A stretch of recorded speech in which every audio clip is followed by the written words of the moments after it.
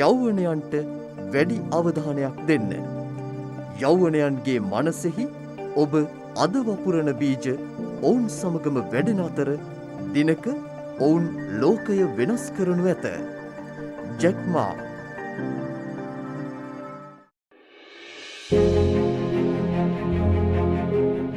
මොරටුව විශ්වවිද්‍යාලීය ලියෝ සමාජයේ සෙසුන් විසින් සංවිධාන කරනු ලබන ස්වාධීන රූපවාහිනී සේවය යෞවනය වැඩසටහන මගින් මාධ්‍ය අනුග්‍රහය දක්වන මයින්ඩ් එක්ස්ට්‍රා නවෝත්පාදන තරගාවලියේ දෙවන අදියර ලෙස නව නිපැයුම්කරුවන් දැනුවත් කිරීම සඳහා මාර්ගගත ක්‍රමවේදය යටතේ විශේෂ සම්මන්ත්‍රණ මාලාවක් පැවැත්වේ.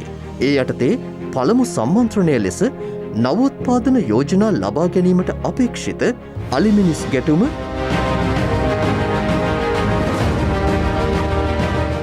කසල ප්‍රතිචක්‍රීකරණය,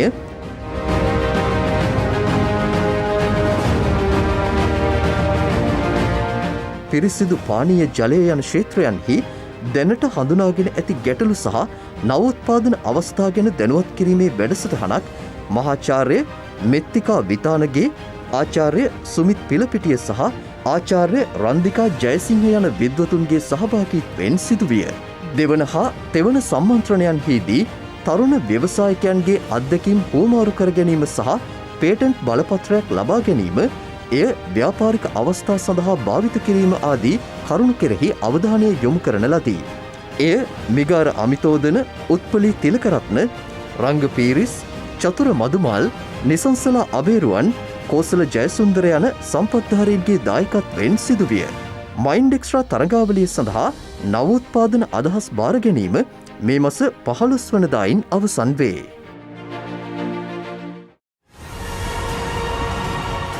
අසීමාන්තික සිහින උදෙසා යෞවනය.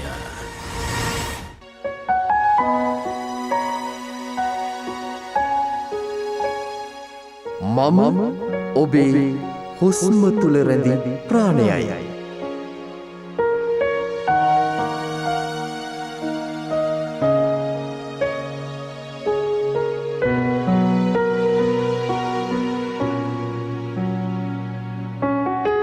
මම ඔබේ හද ගැස්මේ රිද්මයයි.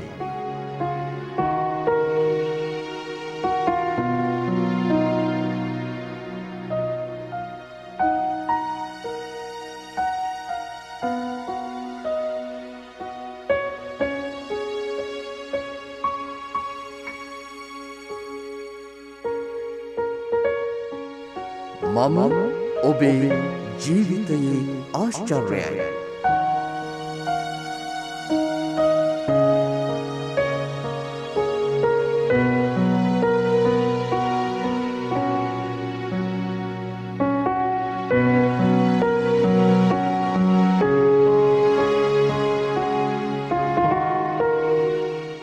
මම සොබාදහමයි.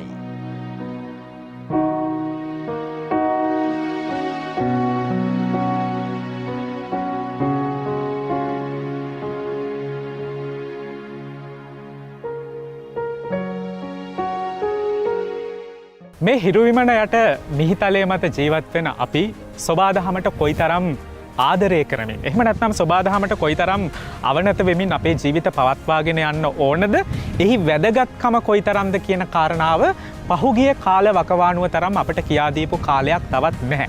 ඒ නිසා සෑම ශේෂ්ත්‍රයකම ප්‍රගතිය, උන්නතිය ගැන හිතන අපි සොබාදහමට අවනත වෙමින් ඒ ශේෂ්ත්‍රයේ ඉදිරිය ගැන කතාබහ කරනවා නම් අපේ රට මේ මිහිතලයේ සුවපත් කරන්න ඒක වඩා වටිනා අදහසක් විතරක් නෙමේ, ප්‍රායෝගික තලයේ හසුරවන්න පුළුවන් දෙයක් බවට පත් වෙනවා. ඒ නිසා මේ යෞවනයේ අසීමාන්තික සිහින ජය ගන්න ඔබට උදව් කරන යෞවනයේ වැඩසටහනෙන් අපි අද දවසේ කතාබහ කරන්න හිතුවා සොබාදහමට අවනත වෙමින් යෞවනය ජයගන්නේ කොහොමද කියන කාරණාව පිළිබඳ. අපි ආරාධනා කළේ අද දවසේ මහාචාර්ය රංගික හල්වතුර මහතාට. ඔබ තමයි මේ ගැන කතා කරන්න ඉතාම සුදුසුම කෙනා. මම කැමතියි ඔබතුමාගෙන් දැනගන්න. ඇත්තටම අපි මේ සොබාදහමත් එක්ක ඒකාත්මික වෙමින් යෞවනය ජය ගන්නවා නම් කොහොමද ඒකට පා තබන්න ඕන? අමිල ඒ කතාවට එන්න ඉස්සෙල්ලා අපි අද ඉන්න වෙනස් තැනක අමිල අපි වෙනදා ඉන්නේ සමහරලාවට අර මේ බිල්ඩින් එකක් ඇතුලේ ලයිට් අලු කෘතිමව දාපු ලයිට් ටිකක් එක්ක කෘතිමව නිර්මාණය කරපු පරිසරයක් ඇතුලේ ඉඳගෙන තමයි අපි වැඩසටහන් කරේ බොහෝමයක් වැඩසටහන්. එහෙමත් නැත්නම් අපි කර්මාන්ත ශාලාවකට ගියා නැත්නම් අපි අර ස්වභාවික පරිසරයෙන් මිදිලා තමයි අපි වෙනදා යෞවනයේ වැඩසටහන කරගෙන ගියේ. ඉතින් පළවෙනි වතාවට සමහරලාට බලන කෙනෙකුට එක පාටම දැනෙන්න පුළුවන් යම්කිසි වෙනසක්. ඒ වෙනස තමයි අමිල අපිට වැදගත් වෙන්නේ කොහොමද මේ අර අපි සාම්ප්‍රදායික ඒ නැත්නම් ගතානුගතික තව කෙනෙක් ජීවත් වෙන ක්‍රමයක් එක්ක නැත්නම් තව කෙනෙක්ගේ ජීවිත රටාවත් එක්ක තව දෙනෙක් වෙනුවෙන් ජීවත් වෙන ක්‍රමවේදයක් ඇතුලේ ජීවත් වෙච්ච චරිතයක් තමන් වෙන්නේ කොහොමද? තමන් ස්වභාවික වෙන්නේ කොහොමද? තමන් ඇතුලේ තමන්ගේ හොයාගන්නේ කොහොමද කියන එක තමයි අමිල මෙතන වැදගත් වෙන්නේ. ඉතින් ඒක කරගන්න පුළුවන් නම් අපිට හැකියාව තියෙනවා නම් තමන් කවුද කියන එක මේ පරිසරය ඇතුලේ ඉඳගෙන නැවත මෙනෙහි කරන්න පුළුවන්කම තියෙනවා නම් ඒ මෙනෙහි කිරීම ඇතුලේ තමන්ව හරියට අර රීඩින් එකක් තමන් ගැන කියවීමක් ගන්න පුළුවන් නම් යෞවනයේ නෙමේ අමිල ඕනම කෙනෙකුට මං හිතන්නේ ජීවිතේ ජය ගන්න පුළුවන් කියන එක කියන්න පුළුවන්. අසීමාන්තික සිහින උදෙසා යෞවනය. ඇතින්ම ඔබ නියලෙන කුමන ශේෂත්‍රයකින් උනත් සොබාදහම විනාශ කරගෙන ඔබ ඒ ශේෂත්‍රයෙන් ඉහළට යනවනම් ඒකේ වටිනාකමක් නැහැ. සොබාදහමත් රැකගෙන ඔබේ ශේෂත්‍රය තුළ ඉදිරියට යන්න පුළුවන් නම් ගොඩක් වටිනවා. මේක අපි යෞවනයින්ට ලබා දෙන ඉතාම වැදගත් පණිවිඩයක්. යෞවනය තුළ සොබාදහම රැකගනිමින් සොබාදහමට ආදරය කරන්න පුරුදු වෙමින් කොහොමද ඔබේ ඉලක්ක අරමුණු ජයගන්න කියන කාරණාවට මහාචාර්යතුමා දැන් අපි නවනිපැයුම් ශේෂ්ත්‍රය පිළිබඳව ටිකක් වැඩිපුර කතා බහ කළොත් කොහොමද මේ නවනිපැයුම් ශේෂ්ත්‍රයට සොබාදහම එකතු වෙන්නේ? අමිල මේක ගැන කතා කරනකොට මම හිතන්නේ අපිට කරුණු කාරණා කීපයක් ගන්න පුළුවන්. පළවෙනි කරුණු කාරණාව තමයි නැත්නම් පළවෙනි කාරණාව තමයි අමිල කොහොමද මේ පරිසරයෙන් අපි දේවල් ඉගෙන ගන්න කියන එක. ගොඩක් වෙලාවට අපි හිතන දෙයක් තමයි අපිට අත්දැකීම් සහ අධ්‍යාපනය කියලා ගත්තට පස්සේ අධ්‍යාපනය කියලා කියන්නේ පොතපතෙන් හොයාගන්න දේ සමහරලාට පන්ති කාමරය ඇතුළට ගියාට පස්සේ ගුරුවරයා කතා කරන දේ විශ්වවිද්‍යාලය ඇතුළට ගියාට පස්සේ ඒ ආචාර්යවරයා කතා කරන දේ එතනිනුත් එහාට ගියාට පස්සේ සමහරලාට අද අපේ දුවා දරුවෝ දකින්න දෙයක් තමයි අධ්‍යාපනයේ තියලා තියෙන ලැප්ටොප් එකක් නැත්නම් ටැබ් එකක් ඇතුලේ. ඒතර මේ අන්තර්ගතේ මේ අන්තර්ජාල නැත්නම් අපි දෝ මාර්ගගත අධ්‍යාපනයෙන් හෝ මොනියම් විදියකින් මේ අධ්‍යාපනය කියන එක අපි ලඝු කරලා තියෙනවා මේ පොතපතින් නැත්නම් මේ පරිශීලනයක නැත්නම් මේ කන්ටෙන්ට් එකට නැත්නම් මේ විෂය මූලික අධ්‍යාපනයකට අපි ලඝු කරලා තියෙනවා. ඉතින් ඔබට ගියොත් අපි නිකන් එතනට එන්න ඉස්සෙල්ලා අපි කල්පනා කරලා බැලුවොත් අපේ මුතුන් මිත්තෝ කොහොමද අධ්‍යාපනය ලැබෙන්නේ නැත්නම් ඔවුන් තාක්ෂණයත් එක්ක හිටියේ නැද්ද නැත්නම් ඔවුන් නව නිර්මාණ කරේ නැද්ද? ඒතර අධ්‍යාපනයෙන් නම් නැත්නම් විශ්වවිද්‍යාලය ඇතුලේ නම් නැත්නම් පන්ති කාමරයේ ඇතුලේ ගුරුවරයෙක්ගේ අනුදැනුම මත නම් අධ්‍යාපනය තිබුණේ නැත්නම් ඒකත් එක්ක නම් නව නිර්මාණ බිහි වෙන්නේ අමිල. ඉතිහාසයේ නව නිර්මාණ බිහි වෙන්න බෑ. ඉතිහාසයේ තාක්ෂණයක් බිහි වෙන්න විදියක් නැහැ. ඔබ ගියොතින් අපේ ඉතිහාසයේ අපේ මුල් හොයාගෙන නියම මුල් හොයාගෙන ගියොතින් අපිට තේරුම් ගන්න පුළුවන් දෙයක් තියෙනවා. මම දන්නේ අපේ දරුවෝ ඉතිහාසයේ කියලා කතා කරන විෂයපතේ ඇතුලේ අපිට හැකියාව තියනවාද ඔය කියන දැනුම හොයාගෙන. නමුත් නියම ඉතිහාසයේ නියම මුල් හොයාගෙන ගියොතින් නියම විදියට පරිශීලනය කරන්න උත්සාහ කරොතින් ඉතිහාසයේ නැත්නම් ඉතිහාසයේ විඳින්න උත්සාහ කරොතින් කෙනෙකුට තේරුම් ගන්න පුළුවන් මේ ඉතිහාසයේ ඇතුලේ ඉතිහාසයේ තියෙන අහුකොන් ඇතුලේ ගොඩක් නව නිර්මාණ සිද්ධ වෙලා තියෙනවා. ගොඩක් අලුත් තාක්ෂණය බිහි වෙලා තියෙනවා. සමහරලාට අපි නැනෝ තාක්ෂණය ගැන අද කතා කරාට නිනිති තාක්ෂණය ගැන කතා කරාට නිනිති තාක්ෂණය කියන වචනේ නොතිබුණාට නිනිති තාක්ෂණයේ තියෙන මේ මූලික හරයන් අපේ ඉතිහාසය ඇතුලේ තාක්ෂණයේ තියෙන අපි ගත්තොත් දැව අපි මේ ඉන්න පරිසරයේ තියෙන්නේ ලී වලින් පදම් කරපු දෙයක්. ඔබට මං හිතන්නේ කෙනෙකුට අර ක්ලෝස් අප් එකක් ළඟ සමීප රූපරාමුවක් ගන්න පුළුවන් කියලා. නමුත් ඔබ දැක්කොත් ඔබට පේනවා මේ ලී දිරලා තියෙනවා. මේකට හොඳ අලුත් තීන්ත ආලේප කරලා තියෙනවා. සමහරවිට අලුත්ම විදියේ තාක්ෂණයත් එක්ක ආලේප කිරීම කරලා තියෙන්න පුළුවන්. නමුත් මේ තාක්ෂණය ඇතුලේ නිර්මාණය කරපු මේ පරිසරයත් යම්කිසි විදියක කාදනය කර නැත්නම් මේ පරිහානියකට ලක් වෙලා තියෙනවා. නමුත් ඔබ ගියොතින් යම්කිසි විදියක අනුරාධපුර පොළොන්නරු යුගයක නැත්නම් එතනිනුත් එහාට ගිහිල්ලා ඔය නුවර යුගයේ හෝ යම්කිසි ස්ථානයකට ගියොතින් අවුරුදු 100ක් 200ක් පරණ දැව අපිට දැක ගන්න පුළුවන්. අපේ ආච්චි සීයාගෙන් ඇහුවනම් කොහොමද මේ සීයේ මේ ලී පදම් කරේ නැත්නම් ලී කල් තියාගන්න මේ කීවේ කොහොමද කියලා ඇහුවොත් මම දන්නේ නැහැ ගෙදර ඉන්න දරුවට මේ ප්‍රශ්නේ අහන්න සීයා ළඟ පාත ඉන්නවද කියලා. නමුත් ඔබගේ සීයාගෙන් ඔය ප්‍රශ්නේ ඇහුවොත් ඔබගේ සීයා කියයි සමහරවිට සීයා නෙමෙයි සීයාගේ සීයා නැත්නම් සීයාගේ තාත්තා ලී පදම් කරේ මඩේ ගිල්ලලා කියලා. ඒතකොට මඩේ ගිල්වීම ඇතුලේ ඒක තියන පුංචි මේ පශ්ංශු නැත්නම් එතනින් අපිට එතනුත් එහාට ගිහිල්ලා යම් යම් රසායනික ද්‍රව්‍යයන් මේ ලී ඇතුළට ගියා. ඒතර ලී ඇතුළට ගියේවිමත් එක ලී ඇතුළේ තිබිච්ච දේවල් එළියට ගියා. ඔවුන් ওই තාක්ෂණය දැනගෙන හිටියේ නැහැ. ওই තාක්ෂණය ඇතුළේ තියෙන වචන දැනගෙන හිටියේ නැහැ. නමුත් ඔවුන් දැනගෙන හිටියා පරිසරයේ දේවල් පරිසරය අනුකරණය කිරීම ඇතුළේ අනුකරණය කිරීම සහ කොපි කිරීම අනුකරණයම නෙමෙයි අතරම කොපි කිරීමක්. ඒකේ තියෙන මූලික හරයන් උකහා ගැනීම ඇතුළේ ඔවුන්ට නව නිර්මාණ කරන්නට සහ අලුත් තාක්ෂණය හොයා ගැනීමට හැකියාව තිබුණා කියන එක ඕන් ඉගෙන ගත්තා. ඒක තමයි එක පැත්තකින් අපි පරිසරයත් එක්ක බද්ධ වෙලා වැඩ කරනකොට පරිසරය ඇතුලේ අපිට ඉගෙන ගන්න තියෙන අවස්ථා අනන්තයි අප්‍රමාණයි අමිල. මේ කතා කරන මූලික හරයන් අධ්‍යාපනයේ තියෙන මූලික හරයන් වල මූලික ඇතුළටම ගිහිල්ලා බැලුවොත් ඒක හොයාගෙන තියෙන මේ පරිසරය ඇතුලේ. ඒතකොට පරිසරයෙන් ඉගෙන ගන්න තියෙන දේවල් අනන්තයි අප්‍රමාණයි. ඒක එක පැත්තක්. ඒතකොට නව නිර්මාණකරණය ඇතුලේ නව නිර්මාණයට අවශ්‍ය කරන වස්තු බීජ ඒකේ මූලික හරයන් ටික අපිට පරිසරයෙන් ගන්න පුළුවන්. ඒක පළවෙනි දේ. දෙවෙනි කාරණාව තමයි අමිල මේ අපි කරන නව නිර්මාණ කොහොමද පරිසරයට හානිදායක නැතුව නැත්නම් අපේ ඉදිරි පරම්පරාවට හානි නොවන විදියට නිර්මාණය කරන්න කියන එක ඒකත් නැවත පරිසරයත් එක්ක බද්ධ වෙලා කතා කරන්න සිද්ධ වෙනවා. අපි මේ දවස්වල ඉතාමත්ම මේ ප්‍රබල මාතෘකාවක් වෙලා තියෙනවානේ මේ තිරසර සංවර්ධන නැත්නම් sustainable development අපි SDG නේ sustainable development goals ගැන කතා කරනවා. ඔතිනුත් එහාට ගිහලා හරිත නිර්මාණ කතා කරනවා. හරිත ආර්ථිකයක් ගැන කතා කරනවා. හරිත නිර්මාණ, හරිත ගොඩනැගිලි, හරිත දේශපාලන මේ හැමතැනම හරිත කියලා කතා කරනවා. මේ හරිත කියලා කියන්නේ කොළ පාට තින්ත ටිකක් ගෙනල්ලා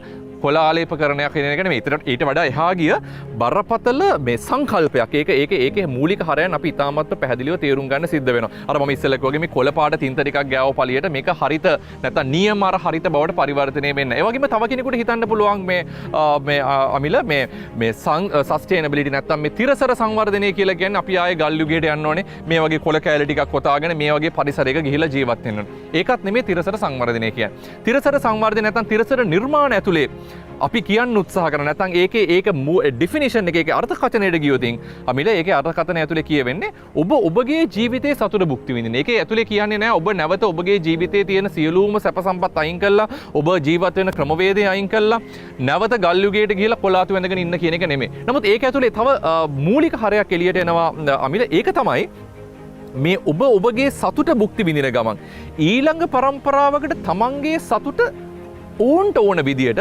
භුක්ති විඳීමේ අයිතිය අහුරවන්න එපා කියන එක. ඕක තමයි සස්ටේනබිලිටි ගැන කතා කරන්නේ. ඕක තමයි තිරසර සංවර්ධනය. නැත්නම් මේ හරිත කියන සංකල්පය ඇතුලේ ඉන්නේ. ඒතර අපිට නැවත හිතලා බලන්න වෙනවා. අමිල ප්‍රශ්නයක් මගෙන් අහන්න ඉස්සෙල්ලා මම උත්තරයක් දෙන්න උත්සාහ කරනවා. ඉතින් ඇත්තටම අපි මේ කතා කරන තිරසර සංවර්ධනය නැත්නම් මේ කියන හරිත සංවර්ධනය නැත්නම් මේ නව නිර්මාණ එක්ක ඔය කියන කතාව කරනවා. අපි පුංචි උදාහරණයක් ගමුකෝ.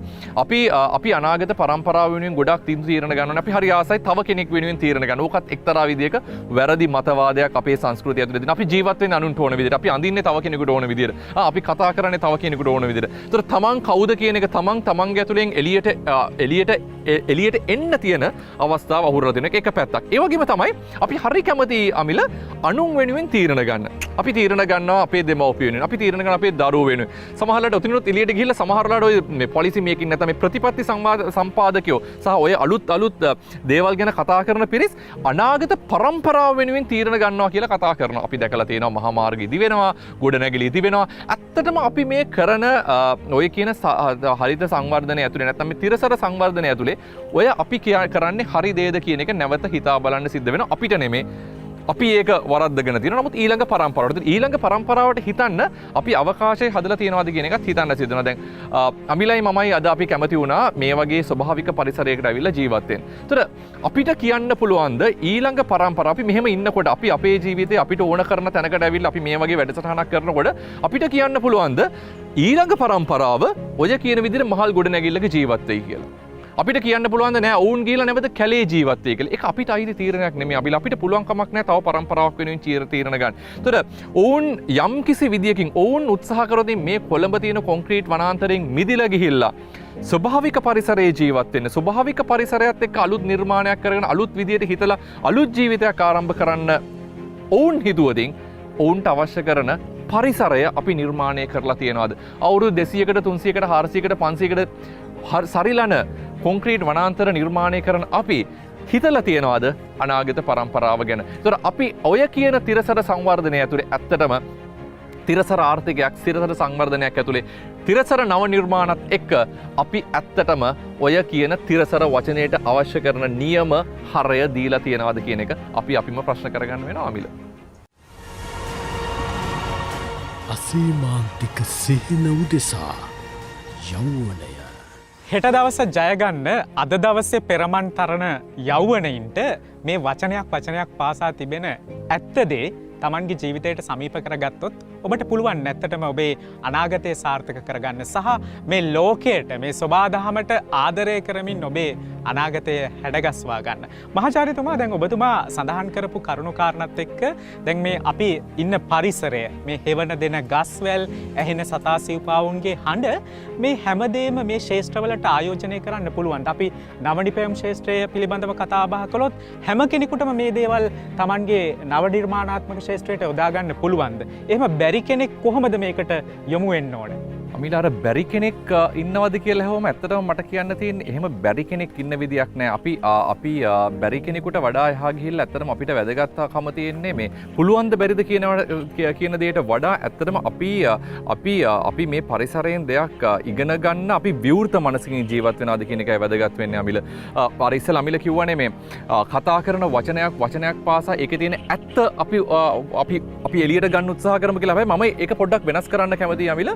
කතා කරන වචනයක් පාසා ඇත්ත හෝ බොරුව අපි එතනින් උකහා ගත යුතුයි. එක පැත්තකින් ඇත්ත අපි තේරුම් ගත යුතුයි. ඒක වැදගත්කමක් තියෙනවා. වගේම තමයි බොරුවත් සමහර වෙලාවට කෙනෙක් බොරු කියනවා කියන එක අවබෝධ කර ගැනීමත් ජීවිතේ වැදගත් දෙයක් වෙන්න පුළුවන්. ඒතර කතා කරන වචනයක් පාසා ඇත්ත නැත්නම් ඒකේ තියෙන හරය උකහා ගන්නවා වගේම ඉදිරියට තියෙන සෑම පියවරක් පාසාම මේ පරිසරයෙන් උකහා ගන්න තියෙන දේවල් අනන්තයි අප්‍රමාණයි අමිල. කෙනෙකුට හිතන්න පුළුවන් අපි ජීවත් වෙන්නේ ස්වභාවික පරිසරයක් එක්ක. දැන් මේ වැඩසටහන කරන්නේ ලස්සන ස්වභාවික පරිසරයක් එක්ක හුලං හමනවා. ඔය හුලං හමනකොට සමහරලාට කෙනෙක් හිතන්න පුළුවන් දැන් අපි ළඟ ඉන්නේ තියෙන කුඹුක් ගහක අපේ ඉස්සරහින් තියෙන ලස්සන උණගස් පේලියක්. ඒතර කුඹුක් ගහ හුලඟට නැවෙන විදියයි උණගහ හුළඟට නැවෙන විදියයි වෙනස්. එතකොට ඒකයි එහෙම වෙන්නේ. එතකොට මේ ප්‍රශ්න කිරීමේ අවශ්‍යතාවය මොකද අපේ දරුවෝ නිර්මාණය වෙලා තියෙන අපේ දරුවන්ගේ අධ්‍යාපන ක්‍රමය හැදිලා තියෙන්නේ අමිල අවුරුද්දක් පුරා අපි උත්තර ටිකක් දෙනවා. අපි සමාජ අධ්‍යයනයේ උත්තර දෙනවා, ගණිතයේ උත්තර දෙනවා, විද්‍යාවේ උත්තර දෙනවා. උත්තර දීලා අවසානයේ විභාගෙට ගියාට පස්සේ ඒ උත්තර වලට හරියන ප්‍රශ්න හොය අපේ දරුවෝ අමුණනවා. කවදාකවත් අපේ දරුවෝ අපේ දරුවන්ගේ ජීවිතය ප්‍රශ්න කරේ නැහැ. අපේ දරුවෝ පරිසරය ප්‍රශ්න කරේ නැහැ. පරිසරය අපි පැත්තකින් තියමුකෝ අමිල. පළවෙනිම ප්‍රශ්න කරගත යුතු දෙයක් තමයි මේ ස්වභාව ධර්මයේ ඇතුලේ කියවීම අනිවාර්යම චරිතය තමයි. තමන් නිර්මාණශීලී වෙන්න කියවන්න ඕන පළවෙනිම පොත තමයි අමිල තමන් කියවීම ඉතාමත් වැදගත්. මාව අමිල හරි නැත්නම් වෙන චරිතයක් හරි මාව කියවලා ඒ මත පදනම් කරගෙන මගේ ජීවිතය හදන්න යනවා නම් මගේ ජීවිතේ වරදින අවස්ථා අනන්තයි අප්‍රමාණයි. මට පුළුවන්කම තියෙනවා නම් මම කවුද කියන එක තේරුම් ගන්න, මගේ තියෙන හැකියාවන් මොනවද, ඒ වගේම මගේ නොහැකියාවන් මොනවද කියන එක තේරුම් ගන්න පුළුවන් නම් අපිට පරිසරය ඇතුලේ නිර්මාණශීලී වෙන්න. ඒතකොට පරිසරය ඊට පස්සේ ඉගෙන ගන්න පුළුවන් අපේ අවශ්‍යතාවය සහ අපේ කැමැත්ත සහ අපේ තියෙන හැකියාව පදනම් කරගෙන. සමහරවිට කෙනෙක් සංගීතයට දක්ෂ වෙන්න පුළුවන්. ඒතකොට සංගීත ශාස්ත්‍රයේ නව නිර්මාණකරුවෙක් වෙන්න පරිසරය බද්ධ කරගන්නේ කොහොමද? ඒතකොට සංගීතයේ ශාස්ත්‍රයට තමන් දක්ෂයි කියන එක අපි අඳුනගන්නේ නැතුව ඒ පුද්ගලයාට හැකියාව ලැබෙන්නේ නැහැ. ලස්සන කුරුල්ලෙක්ගේ සද්දයක් නැත්නම් මේ ගස්කොළ හෙලවෙනකොට මේ ගස්කොළ වලින් එන ශබ්දය සංගීත තනුවකට නිර්මාණය කරන්න. ඒතකොට ඔහුට පළවෙනිම අවශ්‍යතාවය තියෙන්න ඕනේ තමන්ව කියවලා තමන් නිර්මාණ කරන නැත්නම් සංගීතයට දක්ෂයෙක් කියලා තේරුම් ගන්න. අපි හිතමු කෙනෙක් තාක්ෂණයේ දක්ෂ නැත්නම් අපි එතනුත් එහාට ගිහලා තවත් අපි ඇතුළට රින් ගන්න උත්සාහ කරමු. කෙනෙක් ආසයි වෛද්‍ය විද්‍යාවට. ඒතකොට වෛද්‍ය විද්‍යාවේ අලුත් සොයාගැනීමක් කරන්න නම් ඒතකොට වෛද්‍ය විද්‍යාවේ අලුත් සොයාගැනීමක් කරන්න නම් අපිට සිද්ධ වෙනවා ඒ පරිසරය තුලින් අපි කොහොමද වෛද්‍ය විද්‍යාව අලුත් සොයාගැනීමක් කරන්න කියලා යන්න හදනවා නම් ඔහු පළවෙනියම තේරුම් ගත යුතු දෙයක් තමයි ඔහු වෛද්‍ය විද්‍යාවට ආසයි. වෛද්‍ය විද්‍යාලය ඇතුලේ මනුස්සයන්ටද ප්‍රතිකාර කරන්න කැමති, සත්තුන්ටද ප්‍රතිකාර කරන්න කැමති. ඒ වගේ තමන්ම කියවීම. මොකද අපේ අධ්‍යාපන ක්‍රමයේ නිර්මාණය වෙලා තියෙන අමිල හැමෝම එකම මිනුම් දණ්ඩකින් මනින්න. උසස් පෙළ, සාමාන්‍ය පෙළ නැත්නම් අපි කියන ශිෂ්‍යත්වය ඔය ඔක්කොගෙම මනලා අපි ක්‍රීම් එක තෝරගත්තට මේ ක්‍රීම් එක ඇතුළෙත් අපි නියම චරිතය තෝරගත්ත චරිතය ඉන්නවද කියන එක ගැන අපිට ගැටලුවක් තියෙනවා. ඕක ඇතුළේ අපිට හැලෙන ප්‍රමාණය අනන්තයි. ඒතකොට හැලෙන ප්‍රමාණය ඇතුළේ අපිට පුළුවන් නම් ඔවුන්ට අවස්ථාව දෙන්න, තමන්ව කියවන්න. ඒ කියවීම ඇතුළේ අපිට අවස්ථාව ලබා දෙන්න පුළුවන් පරිසරය කියවන්න. ඉස්සෙල්ලාම කිව්වා වගේ ගහක් නැවෙන විදිය, ගහේ හුලං එන ස්ථානයේ පොළවය, කියන්නේ පොළවට ආසන්නයේද හුලං එන්නේ, උඩින් මුලින්ද හුලං එන්නේ.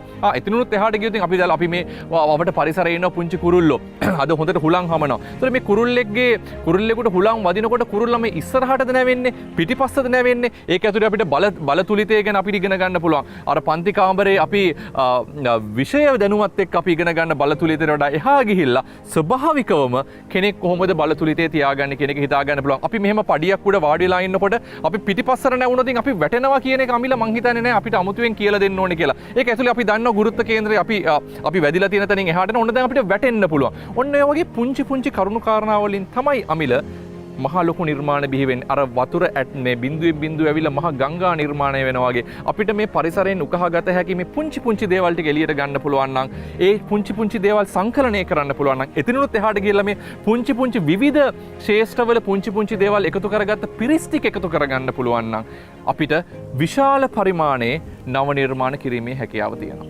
අපි මේ කතා කරපු තිරසර සංවර්ධනීය ඉලක්ක ඒ වගේම සබාදහම රැකගනිමින් අනාගතයට පිවිසෙන්නේ කොහොමද කියන කරුණුකාරණා එක්කාසු කරගනිමින් නවනිපැයුම් ශේෂ්ත්‍ර ඉදිරියට යන්නේ කොහොමද කියන කාරණාව පිළිබඳ අපි කතා බහ කළා.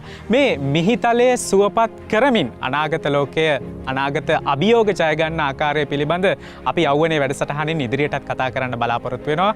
මහාචාර්ය රංගික හල්වතුර මහතාට බෙහෙවින්ම ස්තුතිවන්ත වෙමින් අපි යෞවනයේ අසීමාන්තික සිහින ජය ගන්න ඔබට උදව්වක් වෙන යෞවනයේ වැඩසටහනින් සමුගන්න ඔබට සුබ දවසක් ප්‍රාර්ථනා කරමි.